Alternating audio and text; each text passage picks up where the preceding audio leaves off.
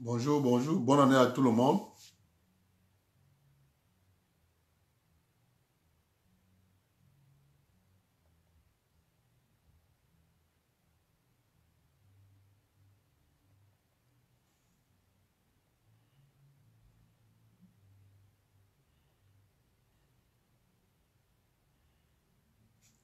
Bonjour, bonjour, bonjour.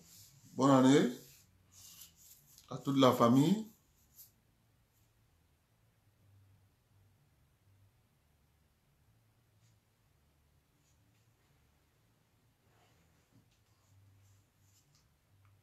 Au vidange. La docteure Julie Saint-Pierre participe à de nombreux comités d'experts scientifiques internationaux, dont l'American Heart Association. Il n'y a plus de...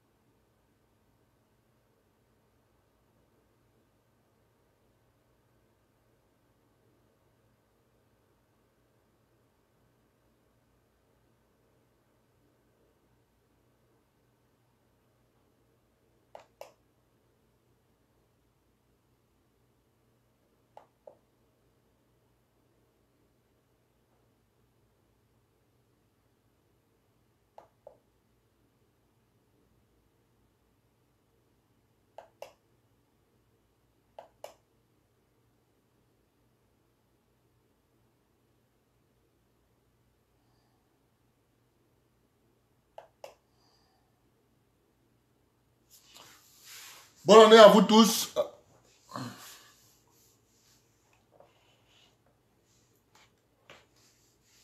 Nous avons reçu tous un cours magistral de la politique.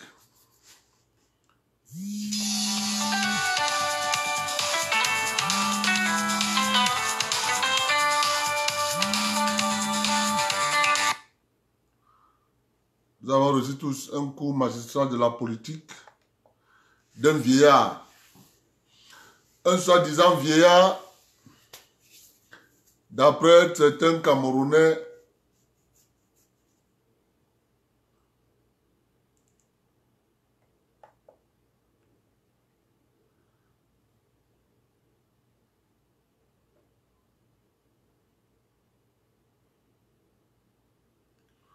nous avons reçu tous un cours magistral de la politique, mais qu'à cela ne tienne,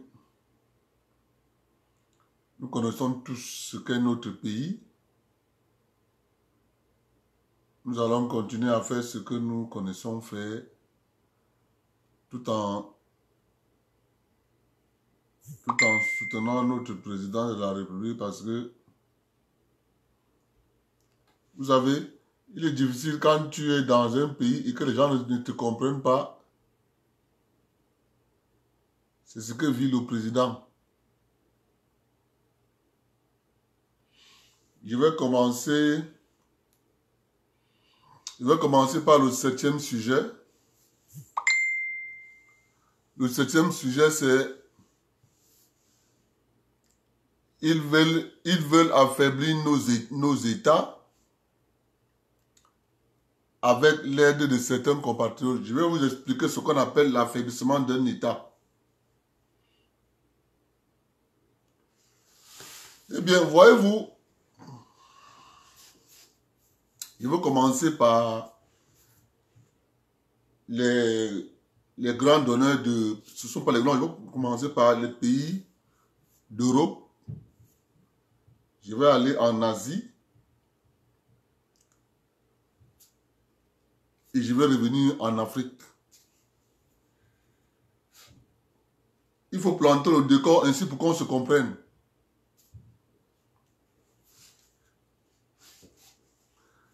Quand Vladimir Poutine fait son discours de fin d'année, est-ce qu'il n'y a pas d'opposants politiques là-bas?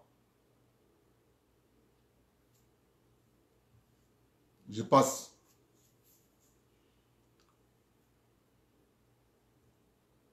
Quand le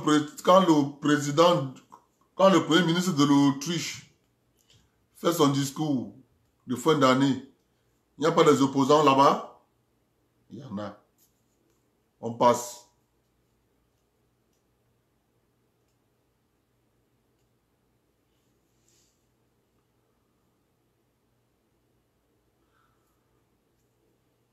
Quand le président serbe fait son discours, il n'y a pas d'opposants. Le président du Monténégro, il n'y a pas d'opposants. Le président de la Bosnie, il n'y a pas des opposants. Le président de la République tchèque, il n'y a pas d'opposants. Le président de la Slovénie, il n'y a pas d'opposants. Le président de la Pologne, il n'y a pas d'opposants. Le président de la Hongrie, il n'y a pas d'opposants. Le président de la Grèce, il n'y a pas d'opposants. Le premier ministre de l'Italie, il n'y a pas d'opposants. Le premier ministre portugais, il n'y a pas d'opposants. Le premier ministre espagnol, il n'y a pas d'opposants. Angela Merkel, chez les Allemands, il n'y a pas d'opposants. En France, il n'y a pas d'opposants. Je traverse la Manche. Je traverse la Manche. Je suis en Angleterre. Quand Boris Johnson fait son discours de fin d'année, il n'y a pas les opposants là-bas.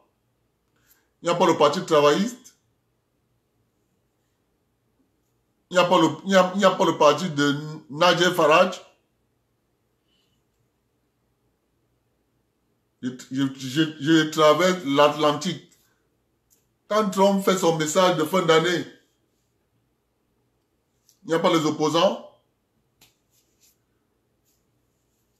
Quand l'empereur du Japon fait son discours de fin d'année, il n'y a pas d'opposant. Quand le président de la Corée du Sud fait son discours de fin d'année, il n'y a pas d'opposant. Quand Kim Jong-un, Corée du Nord, fait son discours de fin d'année, il n'y a pas d'opposant. Quand Xi Jinping, le président chinois, fait son discours de fin d'année, il n'y a pas d'opposant. Quand le premier ministre australien fait son discours de fin d'année, il n'y a pas d'opposant. Quand le premier ministre de la Nouvelle-Zélande fait son discours de fin d'année, il n'y a pas d'opposant. Quand le premier ministre canadien fait son discours de fin d'année, il n'y a pas d'opposant.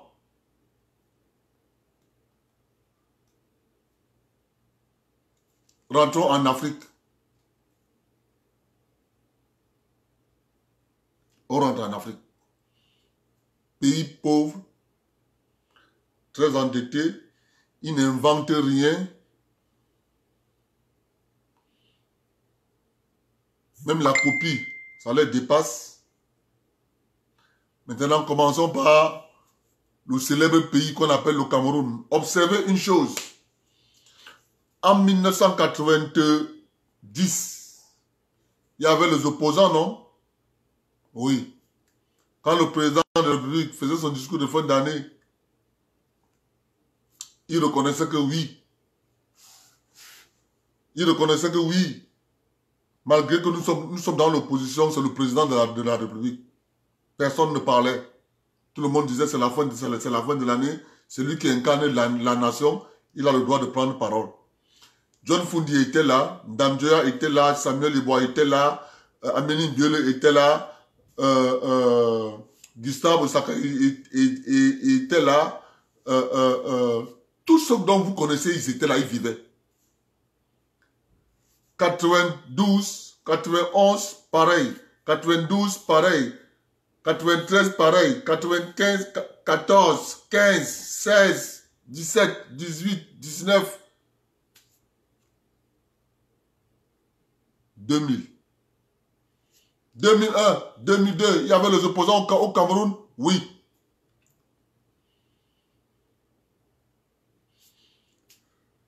2013, 2003, 2004, 2005, 2006, 2007, il y avait les opposants au Cameroun? Oui. 2004, 2013, 2011, 2012, 2014, 2015, 2017, il y avait les opposants au Cameroun? Oui. Maintenant, on s'arrête à 2016. 2016, nous avons vu des hommes politiques qui confondent un parti politique à un État, qui ne savent pas ce qui veut dire l'incarnation de l'État, qui ne savent pas ce qui veut dire le message d'un président. Alors chacun se précipite à porter une veste, à porter sa veste, met son complet DC devant l'écran, drapeau de la République, abat-jour à gauche, drapeau à droite, on fait un discours. Si vous ne comprenez pas les méthodes d'affaiblissement d'un État, vous n'allez pas comprendre. Parce que si vous comprenez ça, vous pouvez manœuvrer. Vous pouvez comprendre ce qu'il y a derrière la vitre. Cette culture vient d'où? Cette culture vient du fait que vous avez à l'international des organisations non gouvernementales, comme on dit. Vous avez donc des organisations qui s'arrangent à venir dans des pays faibles. Essayer de mettre dans le cerveau des hommes faibles d'esprit que seul le marché peut protéger les citoyens au détriment de l'État. Seul l'État protège les citoyens. Le marché ne protège aucun citoyen.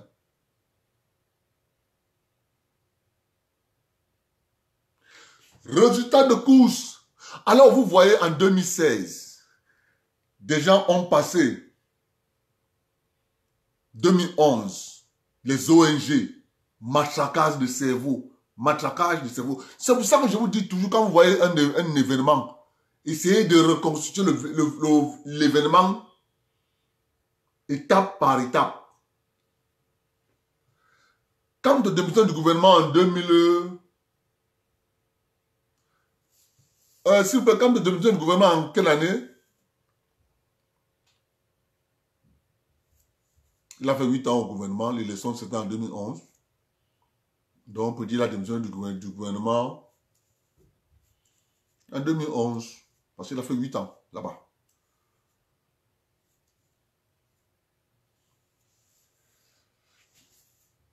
Il démissionne du gouvernement, il entre dans le MSC, il prend la tête du MSC.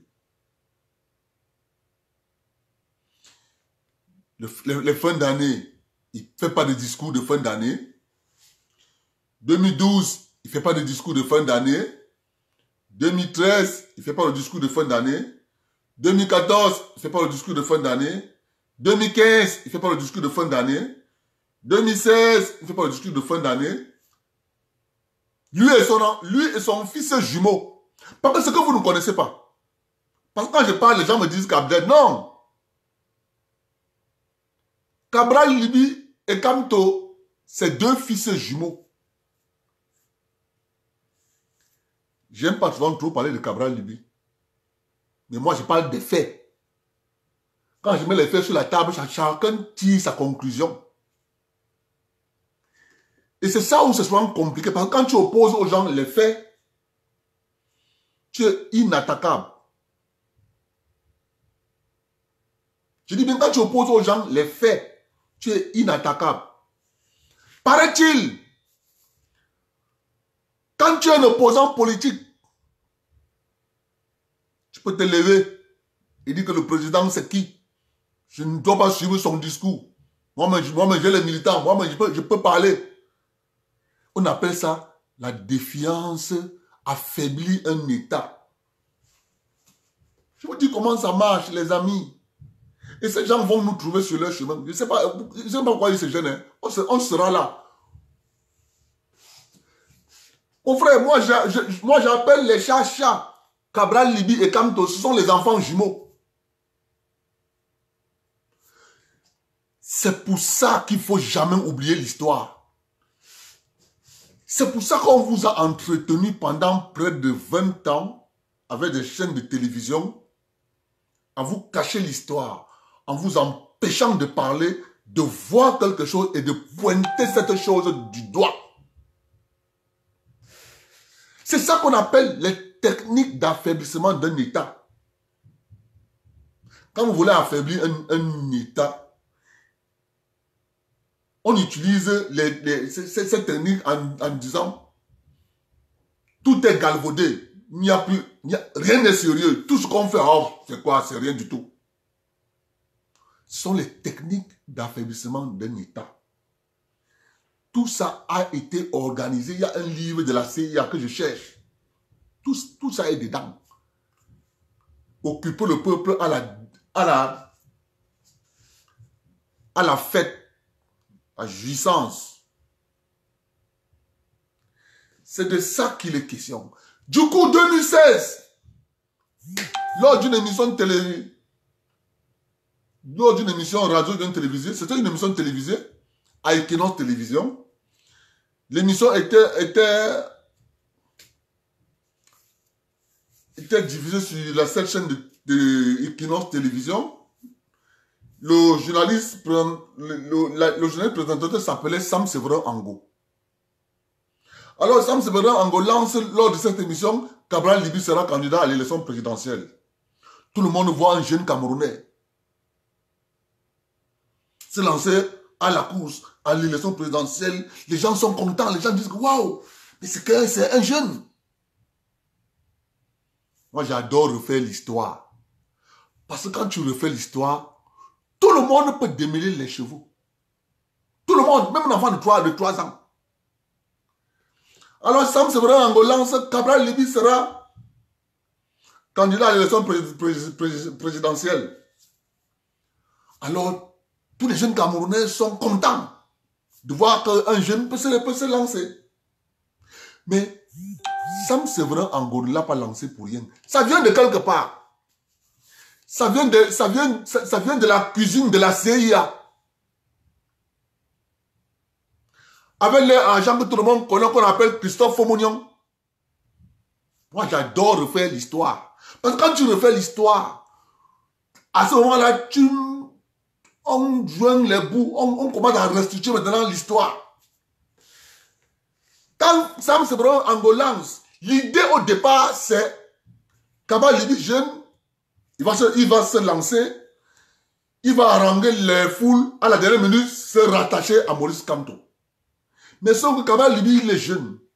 Il entre dans un terrain où il y a beaucoup de crocodiles et de caïmans. Écoutez bien ce que je vous dis. Vous allez comprendre les techniques d'affaiblissement d'un État. Cabral Libi, il est jeune. Il est jeune, mais il ne sait pas dans quoi il entre. Pieds et mains liés. Il a une jeune équipe derrière lui, c'est ses amis de l'université. Les Macon, tous ces gars-là sont derrière lui. On le soutient.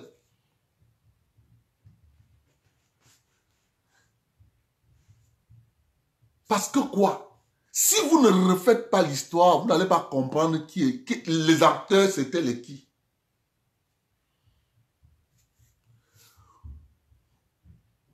Pour comprendre la haine que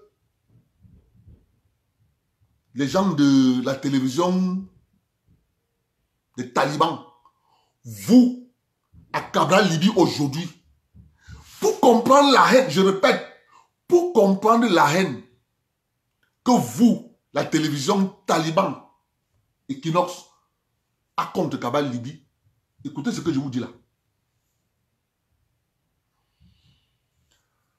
Alors,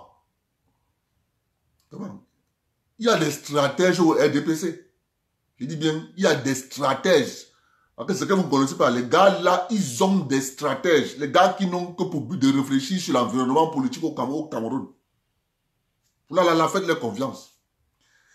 C'est comme ça que les gars, ils entrent en contact avec Cabral Libi. Tu maintiens ta candidature.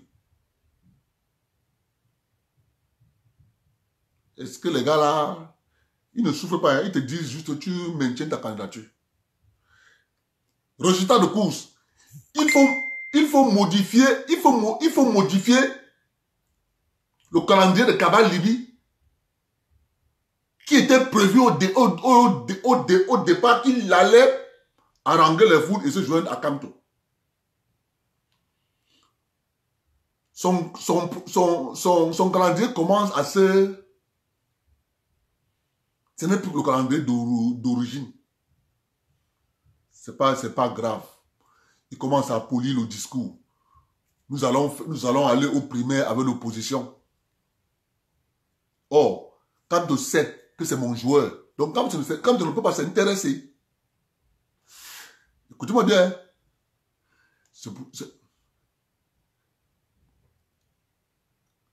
on crée le mouvement 11 millions. Inscription, on sait qu'il travaille, tant de sais qu'il travaille pour moi. Donc tout ce qu'il fait là, il n'a pas encore de parti politique. On lui dit, tu vas maintenir ta candidature, tu vas aller jusqu'au bout. Comme tu as commencé là, tu vas aller jusqu'au bout. Lui, il venait juste pour haranguer les foules. À la dernière minute, il dit, moi, voici la personne que moi je soutiens. Il se retrouve que la candidature, il dit que mais je vais faire comment pour être candidat non. Reste tranquille, il n'y a pas un problème à ce niveau. Tu vas aller à l'élection, comme tu es venu. Tu vas aller jusqu'au bout. Entre-temps, ses mentors derrière aussi changent de stratégie. On dit, bon, ok, si on te met la pression que tu dois aller jusqu'au bout, allons-y. Mais sauf qu'à la dernière minute, tu vas appliquer la théorie que nous connaissons tous. La candidature est maintenue. Kumvondo, dit, mon fils, je peux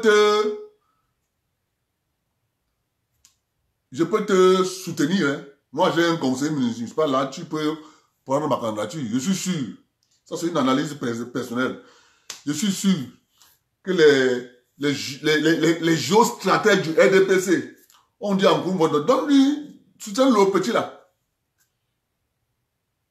Il faut comprendre. Si vous ne faites pas l'histoire, vous serez perdus.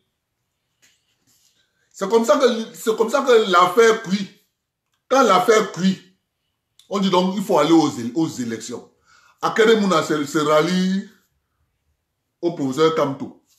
Quand Akeremouna se rallie au professeur Kamto, on commence à mettre la pression à Cabral Libi. Il ne peut pas. D'un côté, il y a les gens du RDP qui ont déjà dit que veto, ta candidature là, ça va aller que jusqu'à.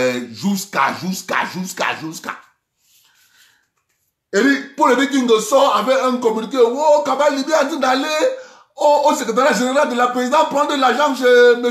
Mvondo Yolo. Ça, c'est à la veille. Tout ça, c'est pour dire au petit, reviens à la maison. Le plan était que tu dois revenir. Le petit, il est entre deux marteaux. Il est au milieu. L'enclume est ici, le marteau est ici, le Cabral Libi est là au milieu. Il maintient sa candidature. Les gars du LDPC ont marqué un but. Maintenant, il manque là, on passe dans la phase 2. Parce qu'il faut refaire l'histoire, les amis. Quand on vous parle de l'affaiblissement d'un État, ce sont des techniques. Phase 2. La phase 2, c'est quoi la phase 2? La phase 2, c'est quand Maurice Kamto va déclarer qu'il a gagné les élections, Cabral Libi doit le suivre. Cabral Libi doit dire effectivement que c'est Kamto qui a gagné. Les sénateurs du RDPC vont dire à Cabral Libi, petit, donne les résultats de tes PV. Ce sont les PV que tu as eu là, que tu dois lire. Quand Kamto sort, il dit, j'ai gagné les élections, j'ai marqué le but.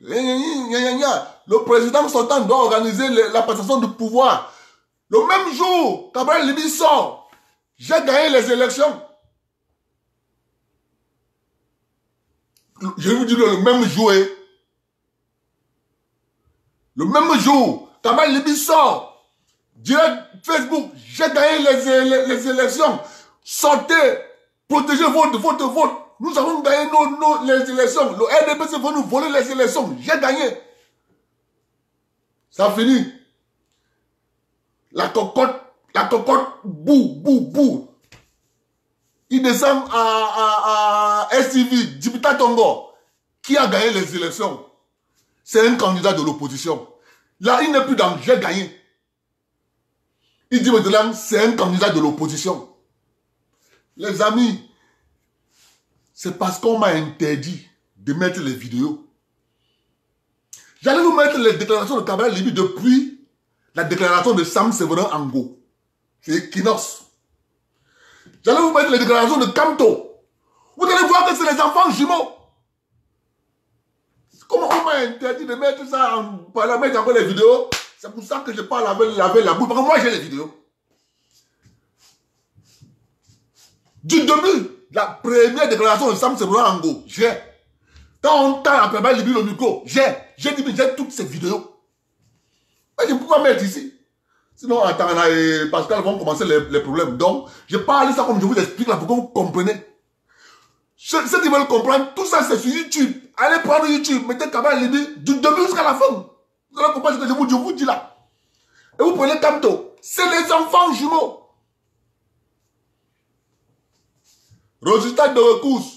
Quand Djibita Tongo pose la question, qui a gagné les élections? Il dit c'est un candidat de l'opposition. Kamto est de son côté. Et bien sûr, il ne peut pas dire que c'est Kamto. Non. Parce que le plan était qu'il faut qu'ils disent que c'est Kamto. Mais les crocodiles du RDP l'avaient déjà mis le fusil ici à la tempe. Lis tes résultats. Tu as le PV, non? Lis. Il nous a dit qu'il a 13 000 PV. C'est lui. Prenez les vidéos. C'est sur YouTube. Parce que les gens vont vous dire après que non, on s'encharne aux gens. Quand je vous dis les techniques d'affaiblissement d'un État, on les connaît. On les connaît. Tout ce que vous avez vu là, tout ce scénario, c'est les techniques d'affaiblissement des États en Afrique. Maintenant, la nouvelle coqueluche, c'est que Kanto avait 16 000 personnes en direct, Paul Biya avait 2 000. Jean Ping avait 20 000 personnes en ligne. Bongo avait 3 000. Bédié avait 16 000, 4 000 personnes. Ouattara avait 2 000. Guillaume Soro avait 35 000 personnes en ligne. Ouattara avait 2 000. Tout ça, c'est les techniques de manipulation psychologique du peuple pour le but d'affaiblir l'État. Et moi, je suis là pour vous remettre ça devant, pour vous réveiller que ne dormez pas. On appelle ça les techniques de manipulation. On appelle ça les techniques de manipulation. Ils ne peuvent pas manipuler, les gars. Faites-nous confiance, nous sommes là. Ils ne peuvent plus rien faire sans que nous on ne décrypte. On n'a pas besoin d'aller là-bas. On n'a pas besoin. Quand tu es bien formé, tu comprends l'affaire là. Il suffit qu'ils posent un seul acte. L'acte qu'ils vont poser déroule le reste. Ce que je parle ici, vous pouvez aller sur Facebook, sur YouTube, vous allez trouver les éléments factuels de ce que je parle. C'est pas que j'aime pas Kanto. Il est Camerounais comme tous les autres. C'est pas que j'aime pas Kabali, mais les faits sont là. Moi, je parle des faits. C'est pour ça que je suis arrivé à la conclusion que ce sont des frères jumeaux. On connaît ça. C'est pour ça que moi, je dis, restez serein. Ils ne pourront pas affaiblir notre État. Notre État est fort. Avec un président visionnaire. Et nous sommes derrière notre président. Nous le soutenons. Nous connaissons. On comprend bien ce qu'il dit. Quand vous prenez son discours, vous voyez un président qui vous dit, excusez-moi, les gens qui viennent en démocratie, ils ne savent pas que la démocratie, c'est un jeu qui a des règles. Quand tu pars à une élection, et qu'à la fin de cette élection, il y a tout un parcours. Et que tu arrives pas à respecter ce parcours, tu n'as rien à faire dans la démocratie. Tu n'es pas un démocrate. Et il finit son discours par, je vous dis, la démocratie, c'est le débat. On débat, mais on ne lutte pas. Donc, certains compatriotes de la diaspora qui comptent sur certaines organisations et certains médias, Equinox, pensant changer le résultat des urnes, c'est peine perdue. Les amis, c'est monsieur qui sait. C'est pour ça que c'est un monsieur qui a 30 ans d'avance sur les autres. Il a 30 ans. C'est pour ça que je vous ai dit la dernière fois. Pour Maurice Kamto,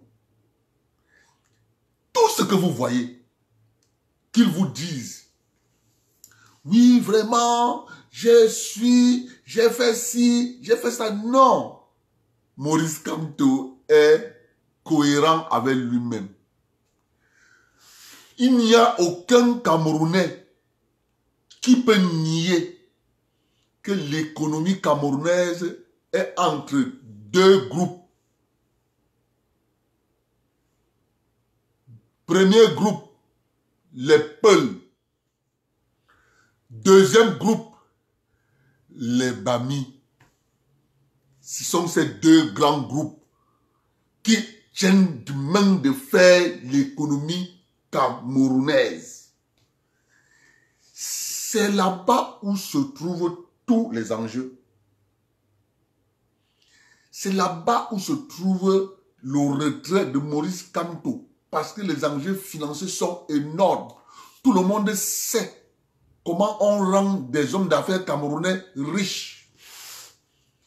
Il suffit qu'on choisisse quelqu'un du nom de Kamga. On lui donne juste l'exclusivité de faire entrer au Cameroun. Je répète, on lui donne juste l'exclusivité de faire rentrer au Cameroun l'aiguille comme courent les habits avec ça à la main. De faire rentrer cette aiguille au Cameroun, il est seul à faire entrer ça. En un an, il est milliardaire. En un an, qui fait entrer l'aiguille, il est milliardaire. Et c'est comme ça, pareil pour nos frères du Nord. Ce sont donc ce lobby financier qui a dit à Kamto, tu pars où? Il a retiré sa candidature. Ce n'est pas parce qu'il aime les Camerounais. Je vais vous prendre un autre exemple. Professeur Kamto est membre d'un cabinet, d'un célèbre cabinet, le cabinet Brun Trust. Ce célèbre cabinet gagne les marchés avec l'État du Cameroun. L'argent engrangé par ce cabinet dort dans des banques. Les comptes, je vous dis comment ça marche. Ce sont des intérêts financiers qui ont dit à Kamto, tu pars où? Laisse l'affaire là. C'est de ça qu'il est question. Tout ce que vous voyez,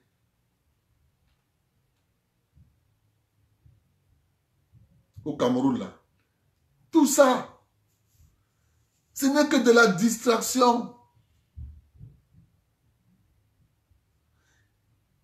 Le seul but, c'est d'affaiblir l'État. Je dis bien, je répète encore. Le seul but, c'est d'affaiblir l'État. Rien d'autre. Rien d'autre. Parce qu'ils ne sont pas dans l'optique de viser le président Biya. Tout ce qu'ils font, c'est pour viser le successeur du président Biya, qui viendra trouver un état délétère. C'est pour ça que je dis depuis au président Biya, après les élections, ils nous créent le poste de vice-président. Tout ce qu'ils font, ce n'est pas pour le président Biya.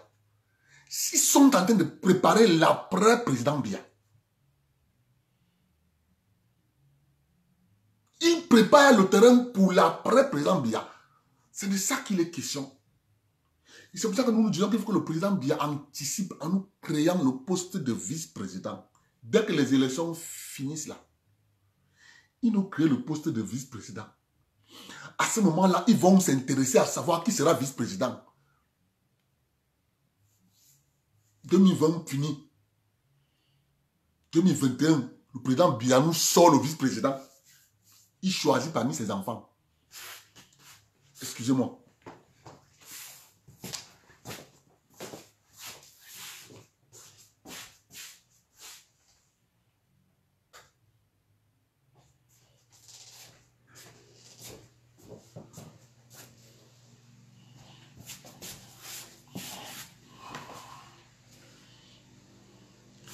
C'est de ça qu'il est question, les amis.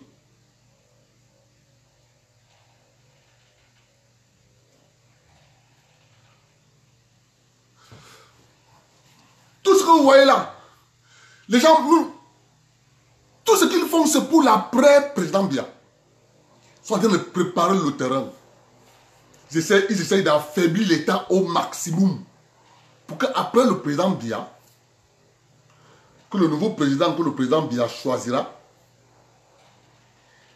ait de la difficulté à manœuvrer parce que le pays, on aurait dû atteindre, c'est-à-dire la moelle épinée, donc il y aura un chaos latent. Un chaos latent. Et là, le nouveau président qui viendra va marcher sur des œufs. Or, c'est maintenant une nouvelle organisation. 2020. Nous sommes déjà en 2020, les amis. Dès que les élections passent, le président Biya nous crée au poste de vice-président. Il ne nomme pas le vice-président en 2020. Il attend 2021. Là, à ce moment-là, ils vont tous se déconnecter du président Biya. Ils vont commencer à chercher qui le président Biya va nommer. Ils vont chercher partout sur la planète Terre. C'est de ça qu'il est question, les amis. Parce qu'ils sauront qu'automatiquement, celui qui viendra va faire une autre organisation. Et là, le président Biya va sortir l'oiseau rare. Parce qu'eux, ils vont chercher, ils ne seront pas dans le cerveau du président Biya.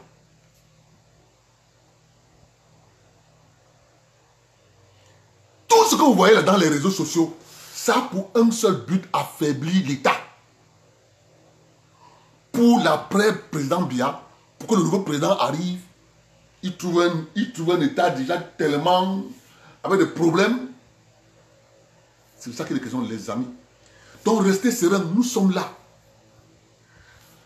C'est pour ça que quand ces hommes politiques, dès qu'ils passent à la télévision, enregistrer ce qu'ils disent, nous avons la chance que nous sommes dans les réseaux sociaux.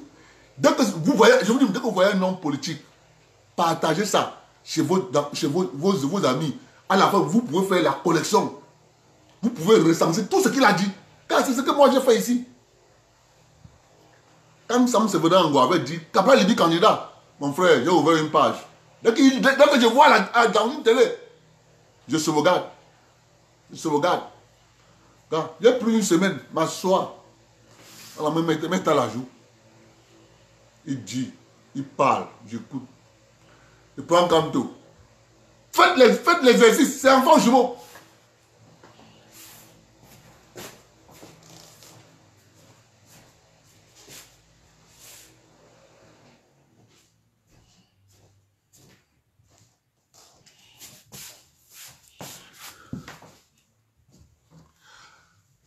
Et c'est là où vous allez comprendre, c'est là où vous allez comprendre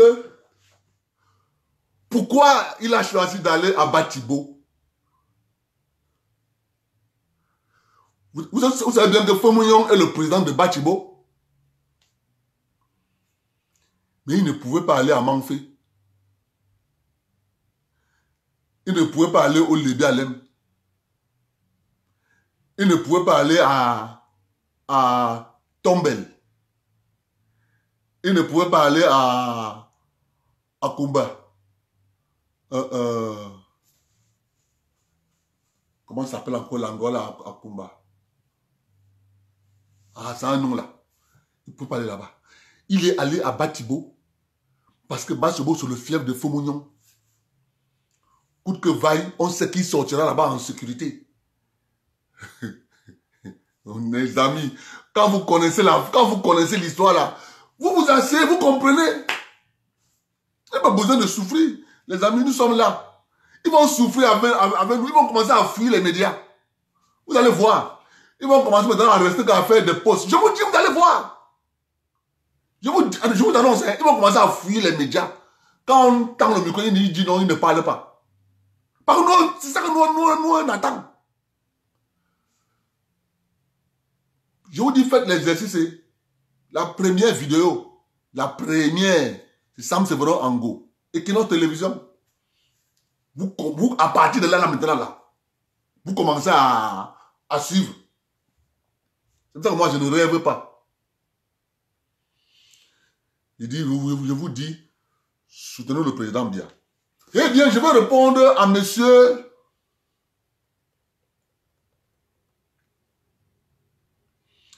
Je vais répondre à 2 talibans. Vous savez, moi je vais répondre à 2 talibans. Il y a un premier taliban qu'on appelle monsieur Linus Fogam. Le deuxième taliban c'est monsieur Maher Foning. Alors, ils ont rassemblé, ils ont fait une collection de vidéos du président Bandakani, là où le président Bandakani critique le président Biya, il est critique. Ils ont donc collectionné toutes ces vidéos, ils mettent sur Facebook. Hein? Regardez quelqu'un, avant, il ne mangeait pas encore la sardine. Et dès qu'il a goûté la sardine, voilà, maintenant il a changé de discours. Voilà son discours d'avant. Mes chers amis, c'est ça qu'on appelle refuser de faire de la politique. Le président Bandakani a le droit de critiquer le président Biya. Mais quand tu arrives devant le président Bandakani, les chrétiens comprennent ça très facilement. Je vais prendre une image. Cette image, les chrétiens vont bien comprendre ce que ça signifie. Les chrétiens savent qui on appelle Paul de Tarse dans la Bible. Il y a un apôtre dans la Bible qu'on appelle Paul de Tarse. Dans la Bible, il y a l'enfant de Dieu qu'on appelle Jésus. Et le président Bandakani, par cette image, je veux donc vous représenter Paul de Tarse. Maurice Kamto représente Paul de Tarse. Le président Biya représente Jésus. Alors, dans la société, il arrive que le président Bandakani doit faire un choix. On demande au président Bandakani de choisir entre Paul de Tarse et Jésus. Mes amis, je prends cette image pour vous faire comprendre. Entre Paul de Tarse et Jésus, le choix est, tu fermes les yeux. Si on demande de choisir entre Paul de Tarse et Jésus, le président Bandakani, les yeux fermés, il a choisi le président Biya. Que j'ai pris l'image de Jésus pour le présenter avec. C'est la même chose en politique. En politique, vous avez donc un mal. Et vous avez un moindre mal. Le mal, c'est le président du MLC, Maurice Kamto. Le moindre mal, c'est le président Biya. On te demande de choisir. Tu ne peux pas laisser le moindre mal pour choisir le mal. Comment on peut te dire, monsieur, on te demande d'aller à Limbe. On te donne 1 heure de temps. Au même moment, on te dit, tu as 1 heure pour arriver à Limbe, tu es à Yaoundé. On vous dit, vous allez prendre l'avion à Yaoundé. Vous allez atterrir à Tchiko. De Tchiko maintenant, vous allez trouver 2 voitures là-bas. Chacun va choisir la voiture qui va l'amener à Limbe. Les 2 voitures, on a mis un char à Chenille et on a mis une Lamborghini à côté. On vous dit quand vous allez arriver là-bas, chacun choisit sa voiture. Le premier à sortir de l'avion va choisir la voiture pour aller à Limbe. Tu arrives là-bas, tu dis quand même que tu prends le char pour arriver à Limbe avant celui qui a pris Lamborghini. Ça veut dire que Paul Biya c'est Lamborghini. Kamto c'est le char. Et vous avez ces gens qui n'ont rien compris. Dans la vie politique, il y a ce qu'on appelle critiquer un leader politique face à sa manière de faire de la politique et faire un choix. Le président Bandakani, il est cohérent. Je critique le président Biya, je le critique.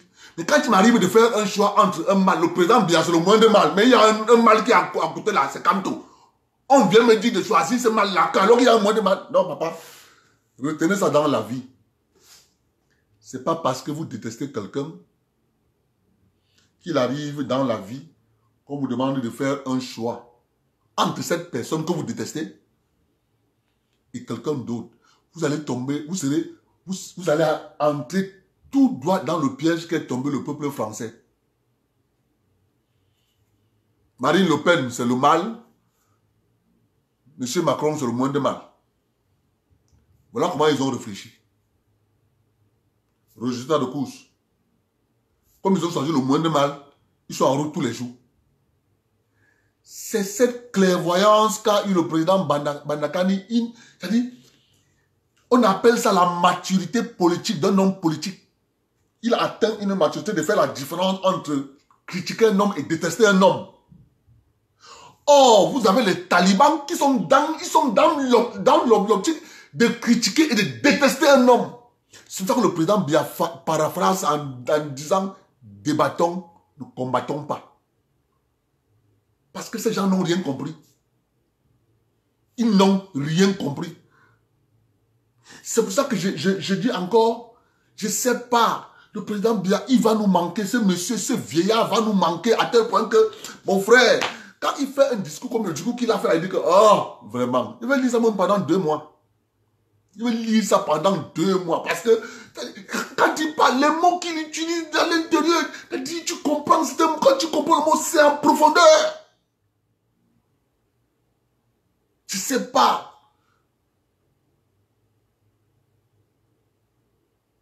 Tu ne sais pas. Il y a une différence entre critiquer un homme politique et le détester. Je ne sais pas. Je ne sais pas ce que ces gens... En fait, je rejoins ce qu'avait dit le ministre, son Excellence, Jean-Didier Momo. Que n'oubliez pas, ce sont les enfants des maquisards. Effectivement, ce sont les enfants des maquisards. Je donne raison au ministre Momo.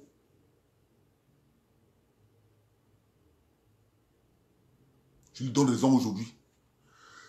Parce que je me rends compte qu'il n'arrive pas à faire la différence entre critiquer un leader politique et détester un leader politique. Il a vraiment, Excellence Momo, chapeau. Ce sont des enfants des maquisards.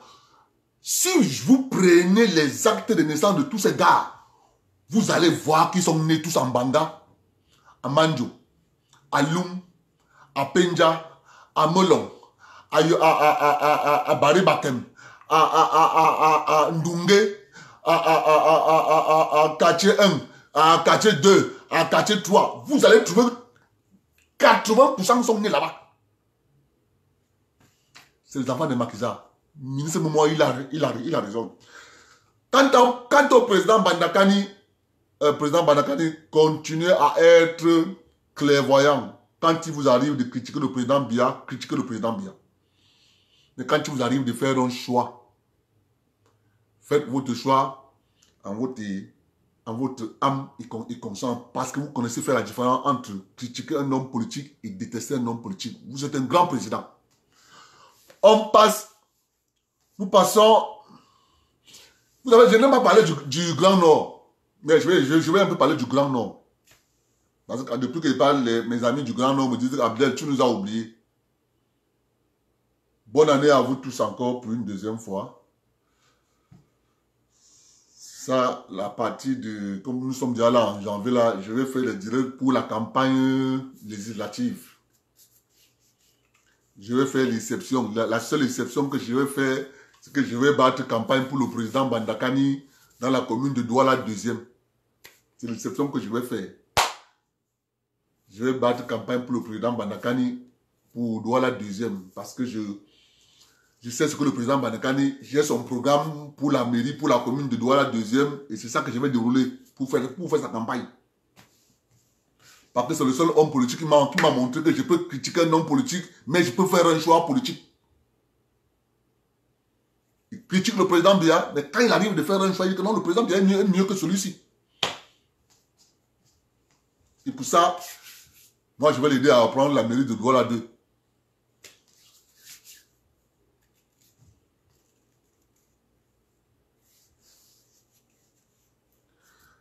Et vous parlez du Grand Nord. Vous savez, le Grand Nord,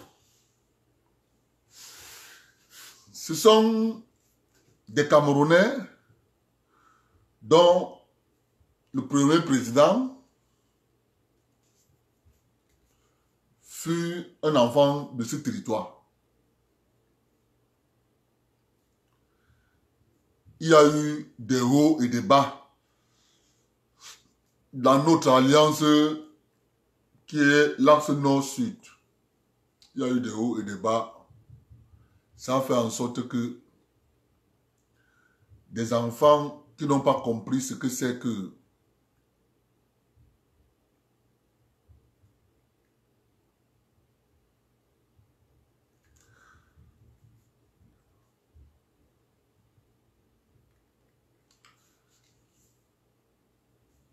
je dis encore,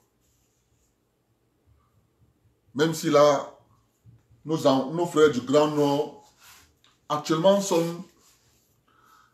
ils étaient tombés dans un piège qu'on a attendu en 84. Je passe. Et ils ont vite compris. C'est pour ça que je les aime, parce que ils ont compris très vite qu'on les a piégés. Les amis, je parle de ça parce que pour que vous compreniez ce que je vous dis quand je parle du Grand Nord. Si vous pouvez prendre tous les hommes politiques du Grand Nord, ceux qui sont les anciens là, les Bello, les Mustapha, les Chiroma, tous ces gars du Grand Nord qui font de la politique,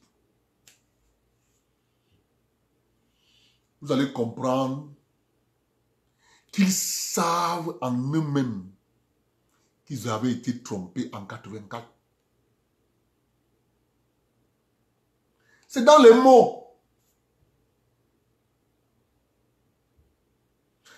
Et le dernier mot, c'est Amadou Ali.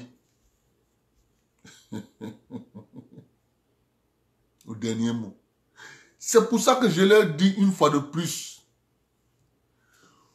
Vous voyez comment un enfant du Grand Nord, parce qu'il veut être président,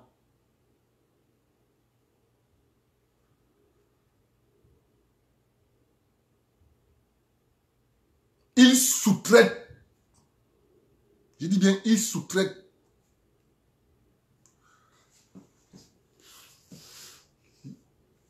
Boko Haram que vous entendez, les gens pensent que quand le président de l'Assemblée nationale dit Boko Haram est parmi nous. Non, les amis, c'est vrai ce que le président de l'Assemblée dit. On a fabriqué près de 20 000 cartes d'identité. On a partagé aux gens de Boko Haram. Toute cette organisation était faite par le lobby Marafa. N'oubliez pas une seule chose, mes chers compatriotes du Grand Nord. Écoutez-moi. Ça va vous aider demain.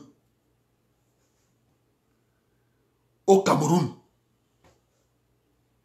il y a un seul homme politique. Il s'appelle Paul Biya. Je vais vous expliquer pourquoi.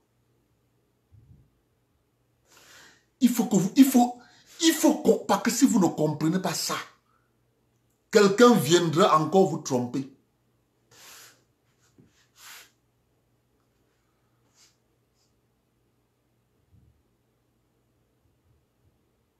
Le président Biya, à coup de décret,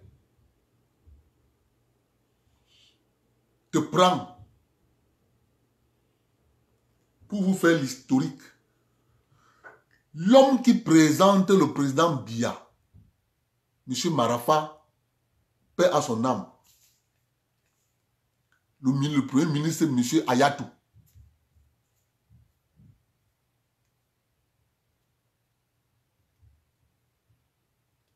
Ayatou. Lui.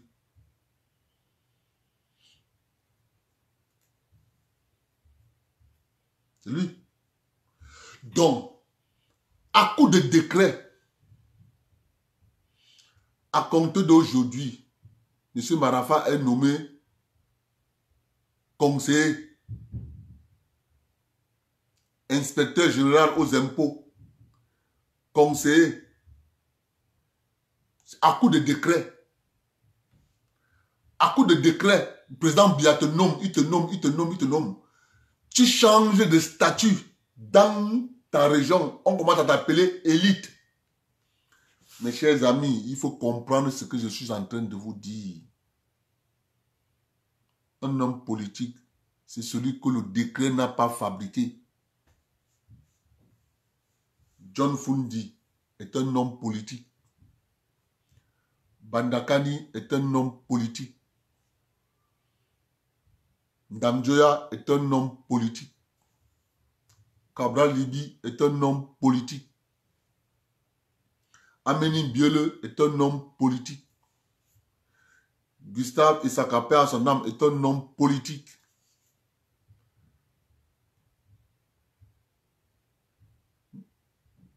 Non, pas Moustapha.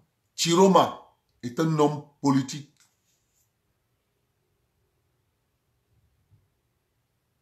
Il y a encore un autre que j'ai oublié. Ibois, père à son âme, est un homme politique. Parce que quand on relance quand on reprend avec la démocratie,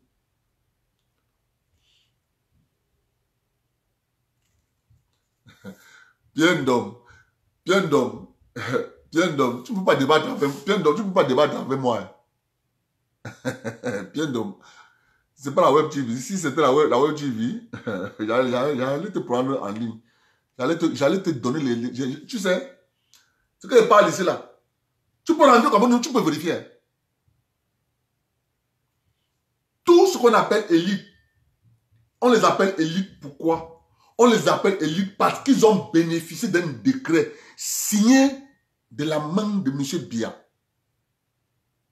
Moi, je ne sais pas comment vous voulez comprendre le monde. Le monde, il est devant vous, ne l'interprétez pas. À votre avantage, mon ami. Ce que je suis en train de dire, c'est ceci. Ils sont élites parce qu'ils ont bénéficié d'un décret de M. Biya.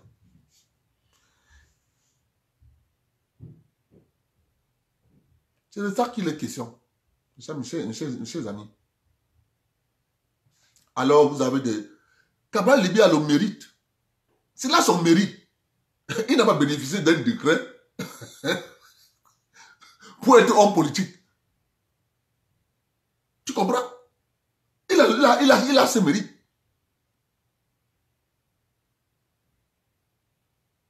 L'occasion s'est présentée, il a saisi l'occasion. Il s'est bâti sa carrière politique. Donc il a le mérite qu'on dise qu'il est un homme politique. Par contre, les autres, c'est le décret. Kamto a eu bénéficié du même décret. Pour moi, ce n'est pas un homme politique. C'est pour ça que je dis que mes frères du Nord doivent bien ouvrir les yeux. Quand ils se mettent à écouter un homme politique camerounais qui a bénéficié d'un décret, pas un, des décrets signés par le président Biya, il va les tromper.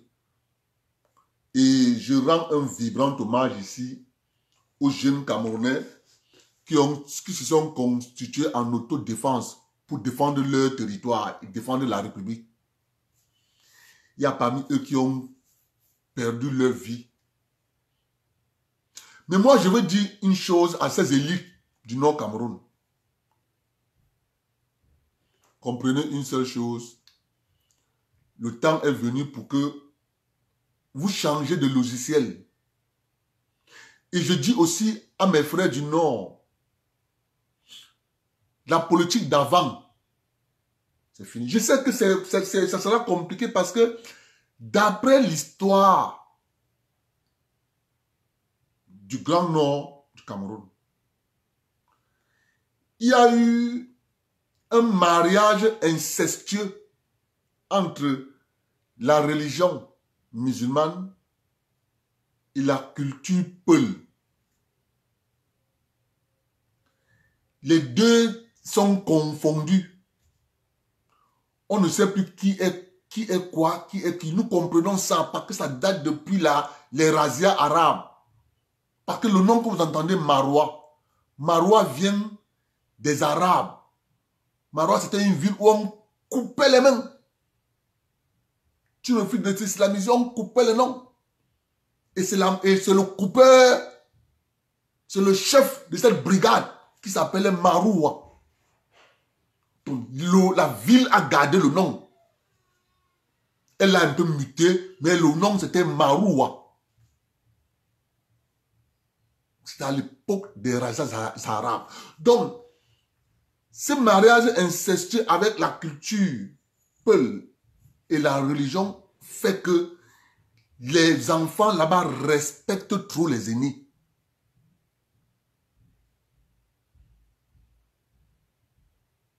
Les enfants là-bas respectent trop les aînés. Quand un aîné parle, tu auras toujours la difficulté de voir un enfant se rebeller contre eux. Ils ont toujours... Parce que ça fait pas... C'est entré dans la culture. Mais retenez qu'en politique, le président Biya a voté les textes de loi sur la décentralisation. Vous devez prendre ces textes et lire ce que May va faire. Si le budget de la République du Cameroun est 500 milliards, écoutez-moi bien, si le budget de la République est 500 milliards, vous prenez 15% de 500 milliards, ça va vous faire environ chaque commune. Vous prenez 15% de 500 milliards et vous divisez par 360, ça va revenir à chaque commune une cagnotte, cash flow de 2 milliards 300, quelque chose comme ça, millions. Si le budget est à 500 milliards net, 5 000 milliards. Si le budget du Cameroun est à 5 000 milliards et que vous enlevez les 15% et vous divisez par 360 communes, ça va revenir à chaque commune 2 milliards et quelque chose derrière. Et vous n'allez pas laisser que le maire, il est bien ouvert. On dit qu'il y a un conseil qui va prendre les décisions. Mais vous-même, le peuple, vous devrez aller voir les réalisations. Vous faites les photos. Ça qu'on appelle un peuple participe à l'organisation et à la gestion de sa cité.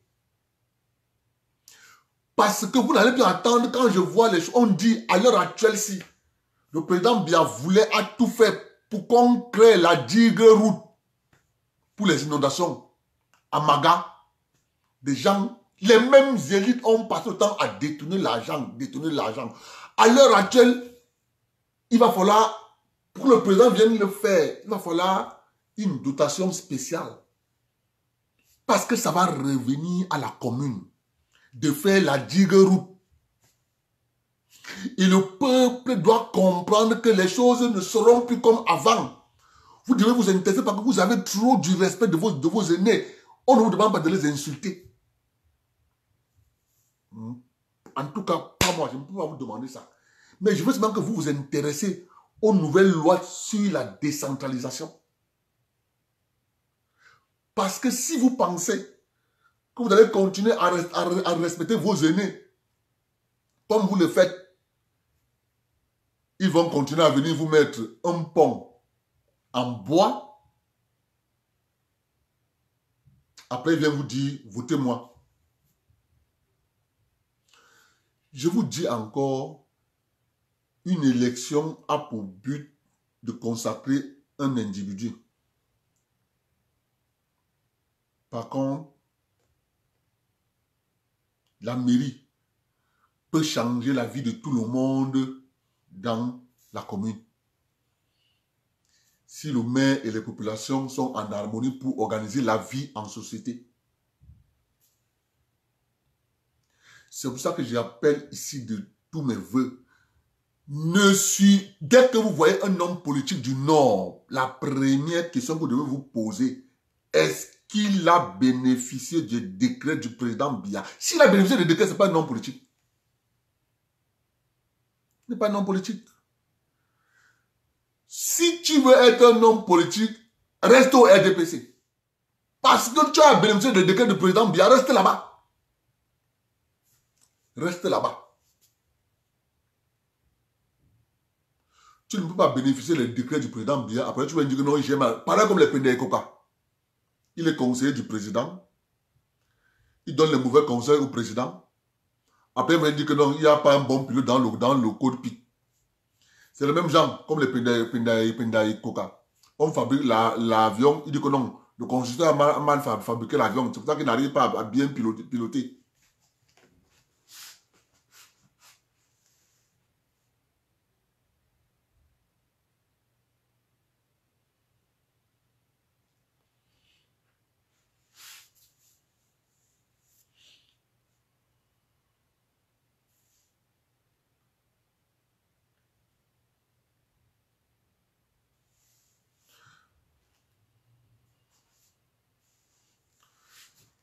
En tout cas, les amis, je ne vais pas trop m'étendre sur le sujet de mes frères du Grand Nord. Mais retenez que notre alliance tient toujours. Notre alliance tient toujours. Il y a les têtes de mort là. Mon frère, nous sommes en 2020. Hein? On est en 2020. Oh. Comme toi, tu penses que les choses vont changer. Hein? Le pays là va changer. Parce que nous avons à la tête de ce pays un monsieur qui connaît comment ça marche. Je ne comprends pas qui met les têtes. Je ne comprends pas. Il y a des gens qui doivent. Il y a des gens là-bas derrière. Il y a des gens là-bas qui devaient faire la job. Moi, je ne peux pas parler en même temps et régler l'histoire de tête de mort. Ce n'est pas possible. Il y a quelqu'un là-bas qui devait le faire.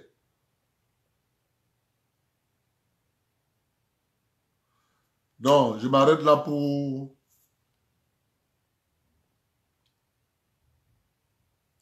Je m'arrête là pour mes frères du Grand Nord. Il y a les gens là, ils sont allés fêter, non? On parle du sujet 4. Voilà le président Biya qui construit les infrastructures sportives. Piscine, stade, voies de contournement des stades, routes. Mais, je vous dis, il faut entretenir ça. Ça ne doit pas être un gouffre à sous. Il faut les entretenir. Comment on entretient des infrastructures sportives? Le football est mort. C'est pour ça que vous voyez ces infrastructures sont construites de telle sorte qu'on peut organiser là-bas et des mariages et des spectacles dans ces stades. C'est à partir de tout l'argent engrangé par ces infrastructures qui va permettre à entretenir. Comme ça, ça va alléger le poids que l'État peut donner pour l'entretien de ces stades. Moi, si je suis par exemple directeur d'un des stades, chaque mois de février, c'est comme ça qu'on appelle organiser l'économie. Chaque mois de février, par exemple, à Douala, j'organise le tournoi de football. Et chaque établissement de Douala doit avoir... C'est comme ça qu'on fabrique les talents. On découvre les talents. Chaque équipe, chaque école s'affilie. L'argent engrangé lors du tournoi de football permet d'entretenir le stade. Ça permet de redonner le goût du sport roi qu'est le football aux jeunes Camerounais. Donc il faut, pareil pour la piscine, on organise les tournois. Un enfant peut prendre goût, il développe ça comme sport, il s'affilie. Ce n'est pas cher, c'est 200 francs de ces affiliations. Donc vous comprenez que c'est ça qu'on appelle organisation. Mais les gens vont s'asseoir, on va les nommer directeur du complexe sportif de Japoma. Il va s'asseoir, il prend les 2 pieds, pose sur la table, il attend que l'année finisse, le gouvernement donne l'argent pour l'entretien. Vous allez voir, les arbres vont pousser par-ci, pousser par-là. C'est ça la réalité. Parce que nous ne voulons pas réfléchir comment faire pour garder. C'est ça que nous disons. Si on réfléchit à trouver des solutions, comment faire pour trouver des financements pour entretenir ça, ça va mettre long. Vous savez pourquoi le pont d'Edea, on avait laissé le pont à ferraille d'Edea, on a abandonné le pont pourquoi? On a abandonné le pont parce qu'on n'avait pas prévu entretenir le pont. Qu'est-ce qui a gâté le pont d'Edea, le pont allemand? C'est parce qu'on ne mettait pas la peinture. Rien que la peinture. C'était un pont qui avait besoin de la peinture. À l'époque des Allemands, quand tu vois le pont là en bas, tu as un traîneau qui se déplace sur tout le tablier en bas. C'était fait pour ça. Renouveler la peinture. Il y a une équipe qui devait être là, que la commune allait affecter pour ce pont. De renouveler la peinture. Regardez. Pareil, quand vous prenez l'ancienne route, vous passez par kilomètre 14 pour sortir là-bas vers Selucam, pour arriver à Edea. Il y a un pont là-bas. La même chose. Parce que les gens n'ont pas mis dans leur tête quand on construit une infrastructure, on entretient une infrastructure. La peinture. Les 2 ponts là. L'ancienne route. Et le pont à Edea. À cause de la peinture, les gens n'ont pas compris que c'est l'ouvrage qui s'entretient. C'est la peinture. On a abandonné, ça a rouillé. Jusqu'à présent, la commune ne pense pas qu'il faut mettre la peinture. Mais les gens continuent à passer là-bas avec les motos, les piétons passent. Mais le jour où ça va tomber, parce que même si les piétons passent, il faut l'entretenir, il faut mettre la peinture sur le pont d'Edea. Parce que d'année en année, il va rouiller et il va s'écrouler. C'est pas parce que les poids lourds ne passent plus là-bas qu'il ne doit pas être entretenu. C'est ça qu'on appelle organisation. Il faut que les Camerounais sortent de cette léthargie, qu'on pense qu'une infrastructure ne s'entretient pas. Toute infrastructure s'entretient. Regardez le pont d'Edea. On a carrément abandonné le pont sur la Djibamba. Parce que quoi? La rouille. On a abandonné. C'est pas comme ça. Mais bien sûr, tu ne connais pas que c'est Manafa qui a fabriqué les cartes d'identité. C'est ça que tu veux apprendre ça. Mon ami. C'est son lobby. C'est eux qui ont fabriqué les cartes d'identité. Tu ne connais pas?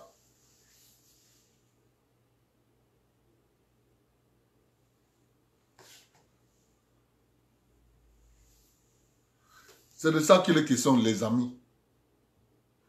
Quand on construit une infrastructure, il faut l'entretenir. Si moi j'étais président de la République, à Yaoundé là, j'installe les ascenseurs qui marchent avec l'argent. 50 francs. Pour que la porte s'ouvre. Tu jettes 50 francs, la porte, là en ce moment-là, tu peux appuyer pour le bouton pour que les portes de l'ascenseur s'ouvrent. 50, ça ne doit pas être cher. 50 francs. Vous allez voir le nombre d'usagers qui ont dans tous ces ministères. 50 francs. 50 francs. Sauf les ouvriers qui auront un code parce qu'eux, ils viennent au travail. Mais les usagers, doivent savoir que pour entrer dans un ministère, tu te prends la transfert, c'est 50 francs. C'est ça qu'on appelle bâtir une philosophie de vie. Comme ça. À bon entendeur, salut.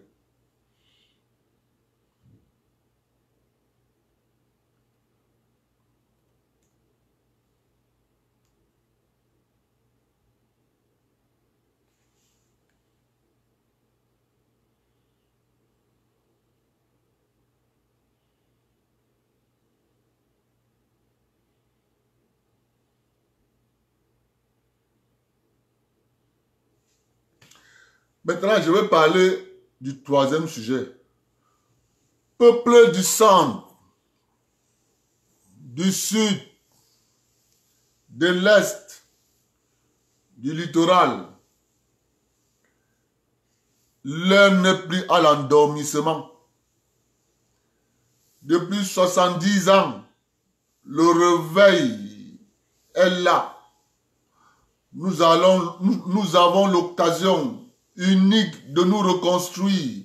La descente aux enfers est finie. La décentralisation est là. Comme ce que je viens de dire tout à l'heure pour les populations du Nord.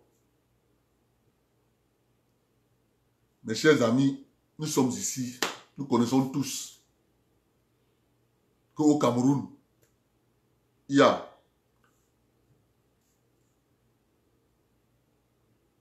le pouvoir suprême, le pouvoir judiciaire, le pouvoir législatif, cumulativement avec ces deux chambres, et nous avons le pouvoir économique. Nous le connaissons tous. Voici 2020 qui commence. Il faut que, mon frère, je ne donne pas ton nom. Tu dois savoir que demain, je vais t'envoyer le courrier que tu m'as demandé. Il faut que tu ouvres le compte très vite. Parce que les gens sont en train de me mettre la pression. Il faut que tu ouvres le compte très vite. Parce que les gens doivent commencer à faire... Nous sommes déjà là en janvier, là. Nous sommes déjà en janvier. Il faut que tu ouvres le compte très vite. Parce qu'il ne faut pas que janvier finisse. Que les gens n'ont pas déjà commencé à mettre leur argent. Parce que c'est en janvier. On est en janvier, là. Donc il faut que le compte soit déjà ouvert. Mon frère. Et tout le monde aura le lien du virement. Parce qu'il faut qu'en décembre, on s'assoie là pour faire le bilan. Ce que le compte a donné. Soit en octobre. Pour le projet. Donc, je ne donne pas ton nom. Tu me comprends bien. On se comprend. On est en janvier là. Le pouvoir économique que tout le monde voit au Cameroun, nous l'avons négligé. Et c'est bien fait pour nous de l'avoir négligé. Achuka Ngangali pour nous-mêmes. Si nous ne nous réveillons pas, mes chers amis, nous allons être de bons esclaves. Je répète, si nous ne nous réveillons pas, nous allons être de bons esclaves. Donc il est l'heure pour nous de savoir où on va. Je te le dis encore, mon cher ami, nous sommes déjà là en janvier. Il est bien vrai, les grèves t'ont empêché de voir tout le mois de novembre là. avec les grèves qui sont là-bas, chez vous, là-bas. Mais mon gars, fais vite. Fais vite. Parce qu'il faut qu'on s'organise.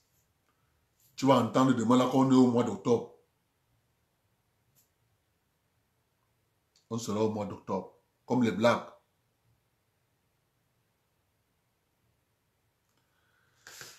Si...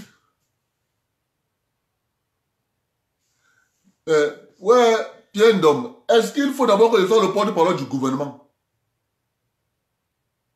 Pierre Ndom, je parle des faits. C'est pas un point d'être porte-parole du gouvernement, gars. Je dis ce qui est, j'apporte ma contribution, je ne critique pas rien que pour critiquer. Je dis ce qu'il faut faire. J'apporte, mon frère, c'est vous qui êtes là pour critiquer, sans jamais rien proposer. Ok. Mon grand frère Pierre Ndom, il dit que est-ce que je suis le porte-parole du gouvernement? Mon frère, la politique a changé. Ce n'est plus la politique de Paul Biya Mosgo à gauche, Paul Biya Mosgo à droite, Paul Biya Mosgo à droite. Non, ce n'est plus la politique là. C'est la politique. Nous faisons de la réelle politique. On donne juste des propositions. Comme ça. On donne des propositions. Ceux qui nous gouvernent peuvent bien voir et en tirer quelque chose de bon dans ce que nous disons. La décision ne nous appartient pas, la décision c'est eux. C'est le politique que vous avez abruti les cerveaux des jeunes Camerounais en leur disant le matin, Paul Biya Mosgo, le soir, Paul Biya Mosgo, à midi, Paul Biya Mosgo, le lendemain, Paul Biya Mosgo. Jamais proposé quelque chose. Cette politique-là, elle va disparaître au Cameroun. Ne prendra parole encore au Cameroun que des gens qui vont apporter des idées. Ce sont des Camerounais. Nous, gars, je suis Camerounais. Si moi, je suis pas au pouvoir, il y a d'autres Camerounais qui accompagnent le président Biya. Moi, je peux parler ici, là, un gars dans l'administration pour comprendre mon idée. Il prend, il développe. Mon frère, ça n'a pas avancé le Cameroun. Ça a avancé le Cameroun. Tout le monde profite. C'est de ça qu'il est question. Mais sauf que les Camerounais ont une culture, ont obtenu une culture de détester son pays quand il est aux affaires. C'est de ça qu'il est question. Et c'est cette culture que nous voulons enlever dans le cerveau des jeunes enfants. Parce que nous voyons bien que si on continue dans cette culture, on sera phagocyté. C'est de ça qu'il est question, mon frère. Il faut que nous nous réveillons. Et nous allons nous réveiller. Très bien. Il n'y en aura pas un domaine où nous n'allons pas mettre notre nez. On sera partout. Je dis bien partout. On sera partout. Il n'y a pas un domaine au Cameroun où nous, les États, on ne sera pas.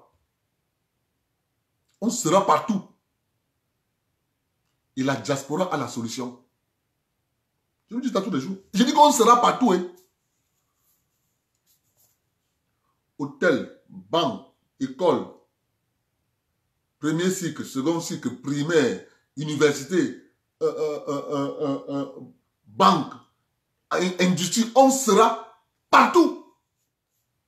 Vous allez voir.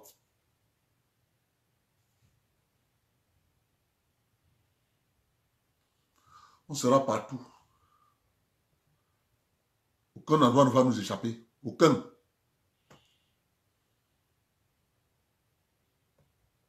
Parce que on aura la chance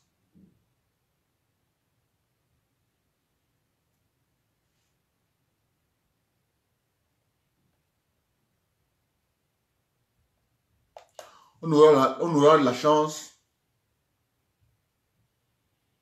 d'avoir un petit, on appelle ça un petit tintang qui va nous dire ici, ici, ici, ici. On a cette chance. Nous avons dormi, oui. Nous connaissons que nous avons dormi. On sait que nous, on a dormi. Il faut d'abord accepter qu'on a dormi. Après, on se pose la question de savoir comment on doit faire pour se relancer.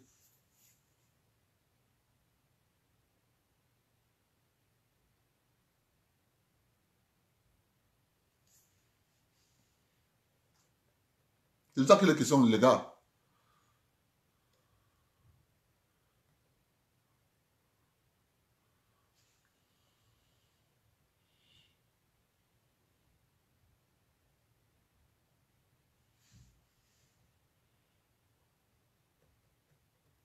C'est de ça qu'il est question. Et à l'heure actuelle, les conditions sont réunies. Parce que tout le monde voit avec ses yeux. Tout le monde voit avec ses yeux. Nous sommes absents. Assurance, aucun écran. Je dis bien aucun. On est absent partout. On n'existe pas.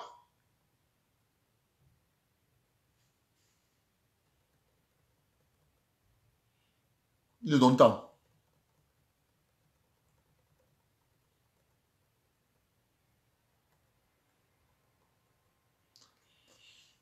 Il est donc temps que nous nous réveillons.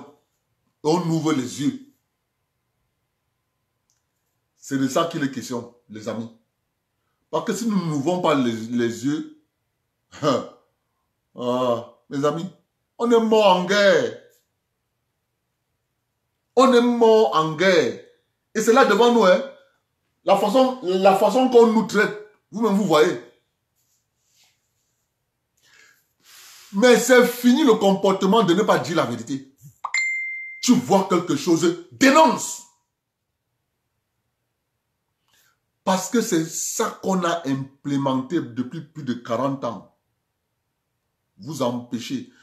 Je vais vous dire, je fais une parenthèse dans le direct. Je vais vous raconter une petite histoire. Mes chers amis, les Douala, les Ewondo, ces gens sont gentils. Je me rappelle bien, quand j'étais à Douala,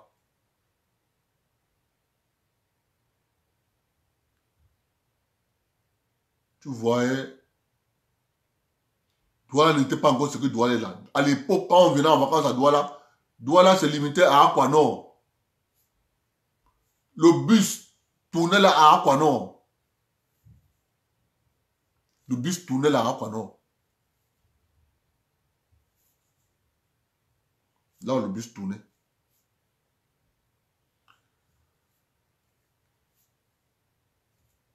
Les vrais Camerounais savent que les Douala sont gentils. Parce que tout à quoi que vous voyez là,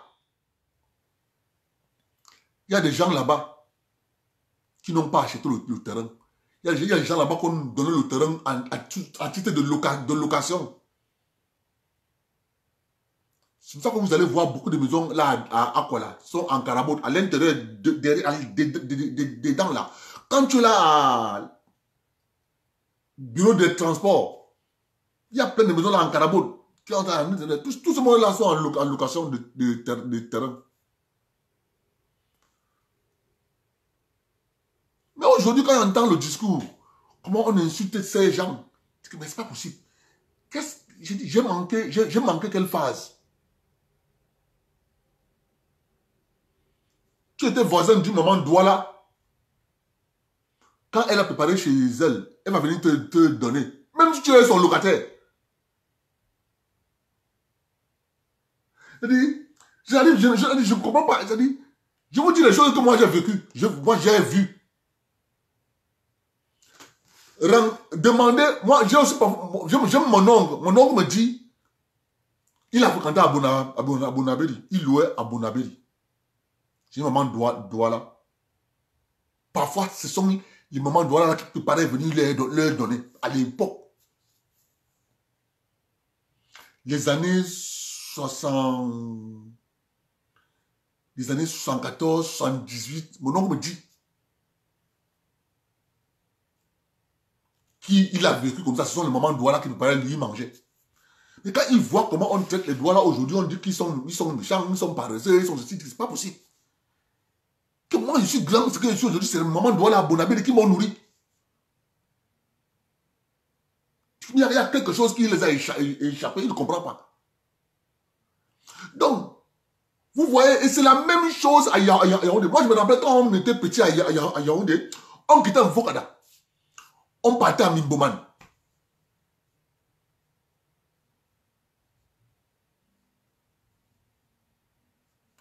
On partait à Mimboman chercher les Mimbo. Ça veut dire le manioc. C'était le village. C'est-à-dire, c'est terrible quand vous voyez, quand je me rappelle de tout ça, il dit que mais c'est pas possible. Les gens si, donc, tu es gentil, on dit que non, tu es méchant. On dit maintenant que tu es paresseux. Non. Il faut vraiment restituer l'histoire, la vraie histoire du Cameroun.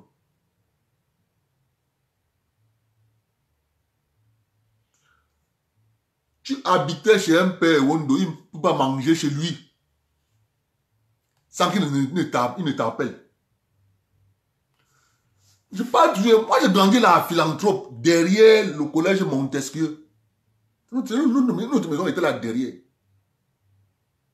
Derrière le collège Montesquieu. Philanthrope était de l'autre côté. Là. Il y avait les cacaoyers là. Il y avait les cacaoyers là. Et aujourd'hui, quand on voit comment nous on a grandi, avec la gentillesse de tous ces gens autochtones, aujourd'hui, qu'on ne veut même pas entendre parler. On dit non, ils n'ont pas le droit. Jusqu'à, j'ai entendu un homme politique dire que l'article 246, c'est une régression.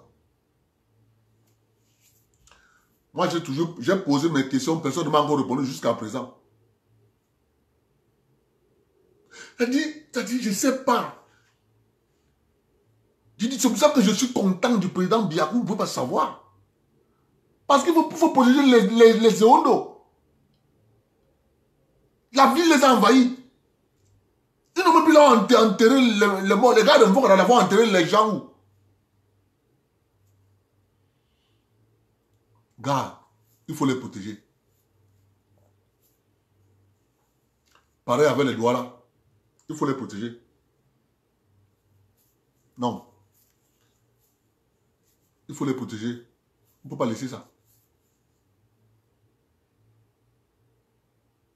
Il faut les protéger. Revenons à notre direct. Comme je vous disais, je vais vous communiquer quand on va ouvrir le compte, parce que on va ouvrir le compte ce mois de janvier-ci. Chacun va mettre à sa convenance ce qu'il veut jusqu'à... Après, nous allons créer un petit comité de gens qui vont aller implémenter ce que nous voulons. On va donc maintenant voir, vous voyez, rien que l'effet d'annonce sur le cacao. Cacao, cette année, était 1250. Juste parce qu'on a annoncé qu'on arrive. On va payer à 1000 francs. Ils ont couru 1250.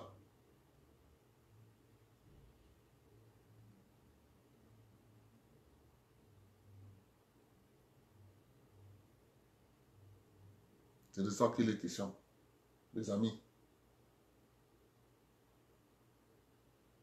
C'est ça. Et nous allons nous organiser. Frédéric Ochi, il faut savoir que tu vas être notre pièce maîtresse en matière de ressources humaines. Hein. Il faut que tu le saches déjà. Hein. Savoir que tu vas être notre pièce maîtresse en matière de ressources humaines. Il faut que tu te prépares déjà. Il ne faut pas que tu penses, il ne faut pas que le jour où ça va arriver, tu nous dises qu'Abdel, c'est que c'est monté. Parce qu'on est en train de mettre une organisation sur pied. Il Il faut que vous le sachiez.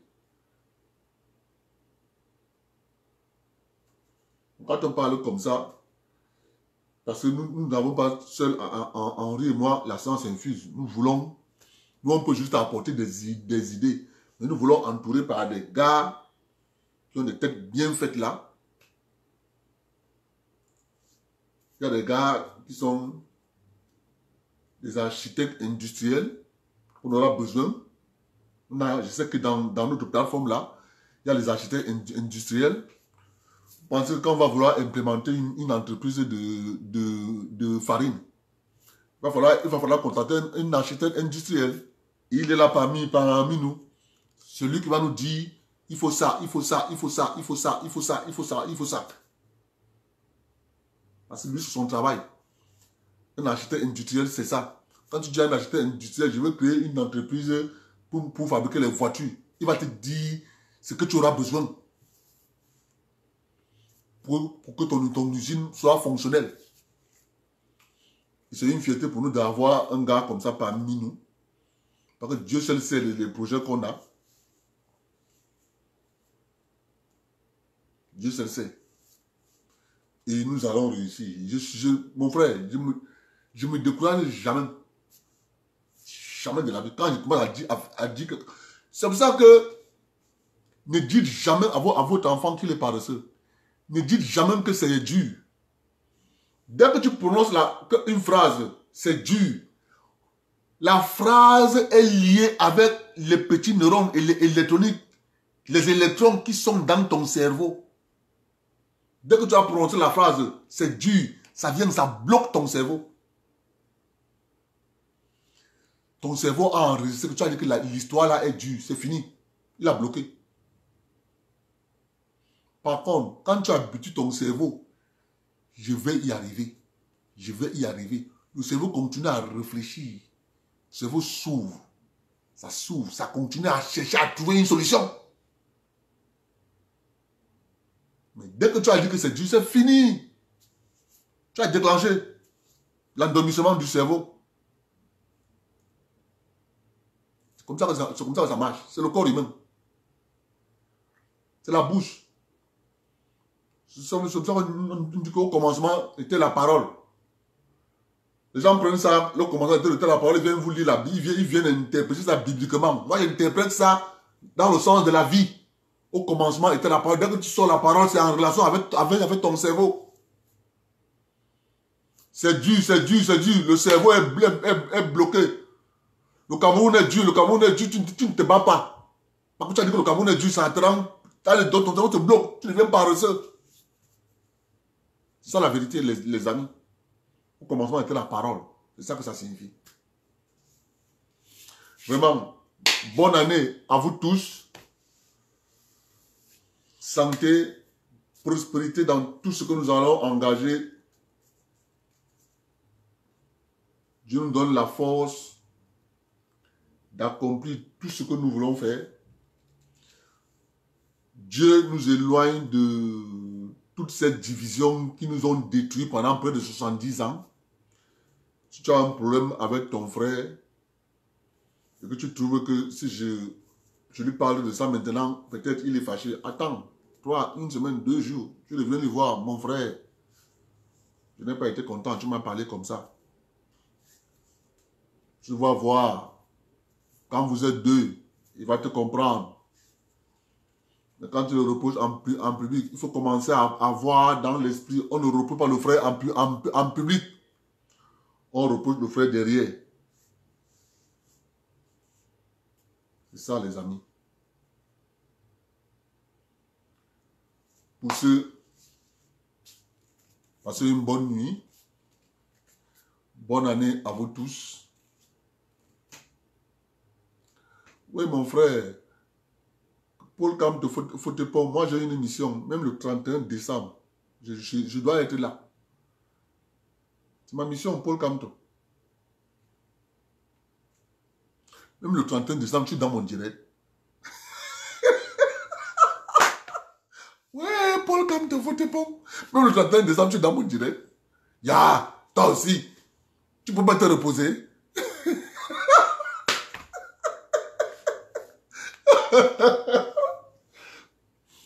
Vraiment, c'est très important ce que je suis en train de vous dire là. Qui a raison, qui a tort, c'est ça qui divise. Qui a raison, qui a tort. Ce qui est important, est-ce qu'on part dans la même direction? Quand les hommes se mettent ensemble, il y aura toujours des petits différends. Mais l'important, c'est d'avoir la capacité de se relancer.